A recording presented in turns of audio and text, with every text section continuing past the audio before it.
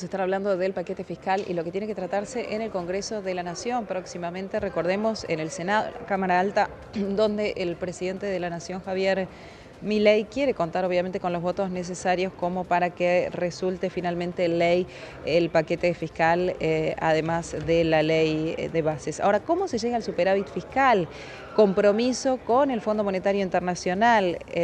Dijo en su momento Milei que aquí no hay licuadora, sí motosierra, pero no licuadora, pero lo cierto es que los salarios y el poder adquisitivo cada vez se licúan más. Vamos a hablar por este tema con Leonardo Piazza, es analista económico. Leonardo, gracias por atendernos. Soy Nuriam, ¿cómo va?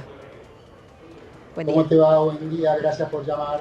Por favor. Bueno, a ver, ¿qué posibilidades tiene de ser un éxito el programa que lleva adelante el gobierno nacional, en donde claramente se ve una reducción del déficit, y de acuerdo a lo anunciado últimamente también por el presidente de la Nación?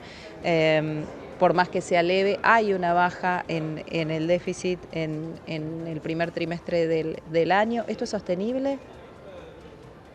Bueno, lo primero que hay que decir es que nosotros analizamos cuál fue la magnitud del ajuste o la magnitud de cómo se logró este superávit fiscal, tanto primario como financiero. Entonces ahí cuando nosotros hacemos la comparación contra el primer trimestre del 2023 y todo a precios del primer trimestre del 2024, ahí nosotros vemos que el déficit primario de menos 2,6 billones de pesos pasó a un superávit de 3,9 billones de pesos. Y en el financiero de 5,3 billones de pesos negativo pasó a 1,1 billón de pesos de positivo. ¿Qué nos significa esto? Que el tamaño del ajuste fue grande, que el tamaño del ajuste fue realmente muy pronunciado en un año, porque estamos comparando trimestre con trimestre. Ahora, ¿qué pasa? Cuando uno se ingresa un poco a ver cómo se logra esto, entonces nosotros lo analizamos por los dos costados que hay que analizar cuando uno tiene que analizar un equilibrio, un déficit o un superávit fiscal. Vos por el lado de los ingresos, vos tuviste desde el primer trimestre del 2024 contra el primer trimestre del 2023, vos tuviste una inflación del 274%. Sí, Y tus ingresos crecieron el 255%. sí. Crecieron menos que la inflación. Pero vos tenés ingresos tributarios, derecho de exportación, más derecho de importación, que crecieron arriba del 600%. Entonces ahí está ya funcionando lo que nosotros llamamos ingresos extras, ingresos que no son que no son perdurables en el tiempo, donde hace pensar que puede ser endeble manejarlo a largo plazo si no se hacen otras cosas.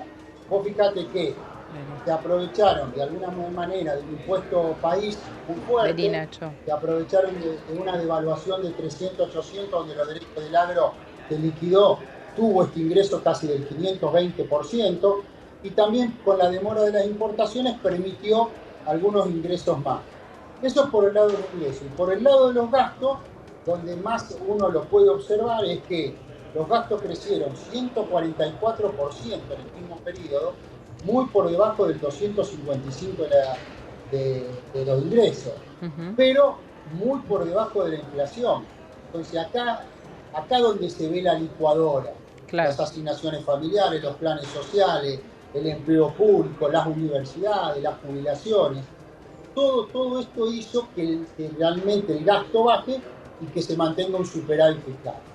Y lo de la parte de la motosierra lo dejamos para muy cortada la obra pública, muy cortada, las transferencias discrecionales a las provincias se cortó, y de alguna manera también los subsidios económicos se liberaron, se ajustaron de alguna manera por el retraso que tenía, y eso hace que hoy tengamos un superávit fiscal financiero y primario muy fuerte, muy interesante de alguna manera, pero con dudas de la sostenibilidad en el tiempo, ¿no? Ujú. Em, Justamente este es el punto, si es sostenible o no, y cómo se hace cuando empiece a liberarse un poco la soga supuestamente para el resto o mejor dicho, para la gente en general. Hoy pareciera que en algunos puntos que el gobierno venía apretando y mucho en esta política de shock, hoy pasara a ser, o la intención fuera ir camino al gradualismo más que a el ajuste de movida. Lo vemos con las tarifas, lo vemos con prepagas. ¿Qué pensás de eso? ¿Hay un cambio posible o tal vez como para hacer un descanso en medio de un ajuste tremendo que viene llevando adelante el gobierno? Yo creo que la primera foto que el gobierno tenía que sacar, y esto que yo comenté de los ingresos y egresos, y que fue en medio a los hachazos, como decimos Sí, nosotros, lo logró. Y eso de alguna forma le permite comprar un poco de tiempo para lo que viene. Lo que viene es lo que está pasando en el Congreso, que la ley de alguna manera podría empezar a destrabar un poco todo esto de la liberación de la economía, de las trabas impositivas, de la reforma laboral. Pero también es cierto que la inflación está bajando, y la inflación está bajando producto de una recesión bastante fuerte, porque hay que entender que el modelo de Milei funciona, que la competitividad en Argentina no va a venir por una apreciación del tipo de, perdón, por una devaluación del tipo de cambio oficial, sí. y no va a venir producto de una apreciación del tipo de cambio, producto de una baja de inflación. Ujú. Esto de alguna manera se está produciendo, porque vamos a tener inflaciones muy probables abajo de un dígito, Sí. y el gobierno empieza a aplicar otra medida ahora, que es el pragmatismo. Y esto que bien decís vos, ahora los aumentos de luz y gas y agua los puede posponer, porque de alguna manera tiene algún margen. Si ellos tienen la ley bases aprobada, están ahora en el Senado, y el pacto del 25 de mayo con los gobernadores, que se pueda liberar un poco de obra pública, de alguna manera, que pueda generar movimiento en la actividad económica, movimiento en el mercado de empleo.